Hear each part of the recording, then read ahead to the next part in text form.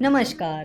Technical analysis course के second episode में आपका स्वागत है। पिछले लेक्चर में हमने टेक्निकल एनालिसिस को एग्जांपल के साथ समझा था और इस एपिसोड में हम टेक्निकल एनालिसिस की हिस्ट्री के बारे में बात करने वाले हैं कि टेक्निकल एनालिसिस कहां से शुरू हुआ, कैसे शुरू हुआ और उसकी स्टोरी क्या रही है। 17वीं और 18वीं सदी में ओसाका नाम की सिटी जापान का बिजनेस कैपिटल थी।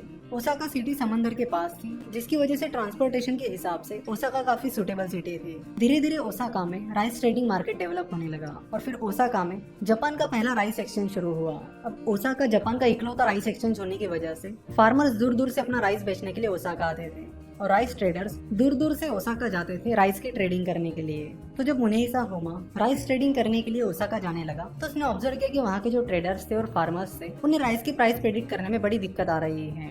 फार्मर्स और ट्रेडर्स राइस की प्राइस प्रेडिक्ट नहीं कर पा रहे हैं, जिसकी वजह से उन्हें ज्यादातर घाटे के सौदे हो रहे हैं। किसी टाइम राइस की प्राइस बहुत ऊपर चली जाती थी तो अचानक से बहुत नीचे चली जाती थी और राइस प्राइस की इस फ्लक्चुएशन की वजह से ट्रेडर्स और फार्मर्स दोनों भी कंफ्यूज रहते थे और सही डिसीजन नहीं ले पाते थे। तो हुमा ने इस प्रॉब्लम का सोल्यूशन निकालने के बारे में सोचा।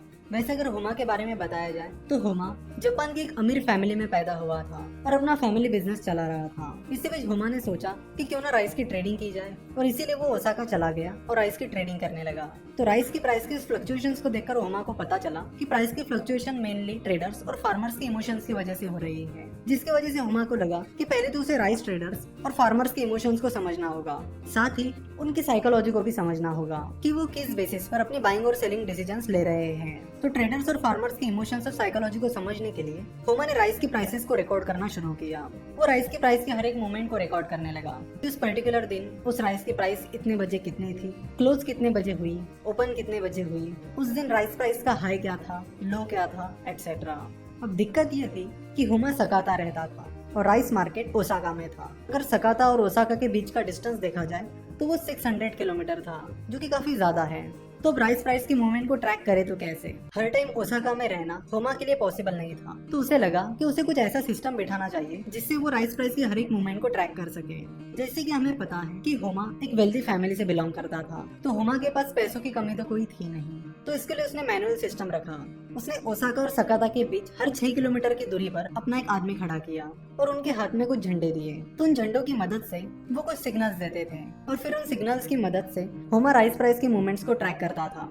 अपने सिस्टम की मदद से हुमा सकाता में बैठकर राइस प्राइस की मूवमेंट को ट्रैक कर पाता था। वो पता कर पाता था कि ओसाका में क्या चल रहा है, शेयर की प्राइस ऊपर जा रही है या नीचे जा रही है। और कई टाइम तक वो राइस प्राइस की मूवमेंट को ट्रैक करता रहा। तो कुछ टाइम तक राइस प्राइस के मूवमेंट को ट्रैक करने के बाद हुमा को पता चला कि राइस प्राइस के मूवमेंट में कुछ पैटर्न्स आ रहे हैं और वो रेगुलरली रिपीट भी हो रहे हैं। तो हुमा ने ऐसे अलग अलग पैटर्न्स पर ध्यान देना शुरू किया कि क्या चीज होने के बाद वो पैटर्न्स डेवलप हो रहे हैं। और फिर हुमा ने उन पैटर्न्स को अलग अलग नाम देना शुरू किया और उसने उनके चार्ट बनाकर वो बायर्स और सेलर की साइकोलॉजी को समझने लगा। यानी वो राइस ट्रेडर्स और फार्मर्स की साइकोलॉजी को समझने लगा, उनके इमोशंस को समझने लगा और फिर अपनी इस टेक्निक का उपयोग हुमा राइस ट्रेडिंग करने के लिए करने लगा। उन चार्ट्स की मदद से और उन पैटर्न्स की मदद से वो अपने बाइंग डिसीजन और सेलिंग डिसीजन लेने लगा और राइस मार्केट में ट्रेड करने लगा। अपने इस टेक्निक का उपयोग करके हुमा एक सक्सेसफुल ट्रेडर बना। कहा जाता है कि हुमा ने लगातार 100 ट्रेड्स में प्रॉफिट हासिल किया था। हुमा की इस सक्सेस को देखकर और इस ट्रेडिंग स्टाइल को देखकर बाकी ट्रेडर्स भी हुमा की स्टाइल को फॉलो करने लगे। वो भी हुमा की तरह चार्ट्स बनाने लगे और हुमा के पैटर्न्स को समझने लगे और इन्हीं पैटर्न्स का उपयोग करके वो भी अपनी बाइंग और सेलिंग डिसीजन लेकर राइस मार्केट में ट्रेड करने लगे। तो हुमा की ये स्ट्रेटजी और हुमा ने डेवलप किए हुए ये पैटर्न से जापानीज कैंडलस्टिक चार्ट का बेस है। बाद में इसी टेक्निक को यानी कैंडलस्टिक टेक्निक को अलग अलग चीजों की ट्रेडिंग के लिए इस्तेमाल किया गया और बाद में ये चीज स्टॉक ट्रेडिंग में भी आ गई।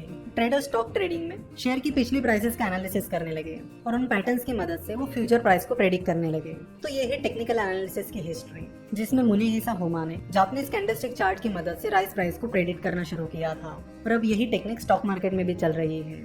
तो जो मेथड हुमा ने यूज की वो ये थी कि किसी भी चीज की प्राइस मूवमेंट की हिस्ट्री को आप ट्रैक करिए और उसकी मदद से फ्यूचर को प्रेडिक्ट कीजिए, जिससे आपको ट्रेडर्स के इमोशंस और साइकोलॉजी को समझने में मदद मिलती है। साथ ही शॉर्ट टर्म में शेयर प्राइस कहाँ जा सकती है इसकी कुछ बेसिक आइडिया मिल सकती है। आशा करता हूँ कि आपको आज का एपिसोड पसंद आया होगा और टेक्निकल एनालिसिस की हिस्ट्री अच्छे से समझ आई होगी।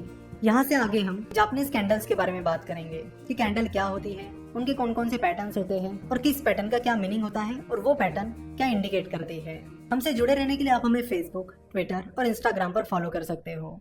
वीडियो देखने के लिए और हमारे साथ जुड़े रहने के लिए आपका बहुत बहुत धन्यवाद।